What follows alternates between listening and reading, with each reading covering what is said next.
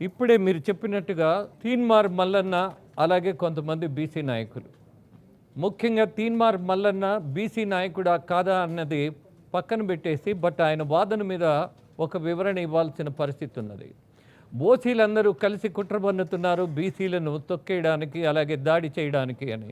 ఇది ఎంత దుర్మార్గం అంటే, అవగాహన రాహిత్యం అంటే చాలా స్పష్టంగా ఇవాళ ఓసీలందరికీ ఒక కాల్ ఇవ్వాలి.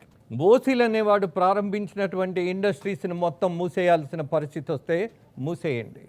మీకున్నటువంటి వ్యాపారాలన్నీ క్లోజ్ చేసేయండి. మొత్తం ఓసీలు తిరగబడితే దేశం మొత్తం ఏమవుతుందో ఒక్కసారి చూయిస్తే, ఇలాంటి కుహన రాజకీయ నాయకులు, ఇలా సంకుచితమైనటువంటి భావాలు ఉన్నటువంటి రాజకీయ నాయకులు ఇష్టానుసారం మాట్లాడుతున్నప్పుడు ఈ ఓసీల యొక్క ప్రభావం ఏంటో చూయించాల్సిన పరిస్థితి ఉందేమో, ఛాలెంజ్గా తీసుకోవాలేమో, మరి ఓసీ వర్గాలు కూడా ఆలోచించాలేమో చూడాలి.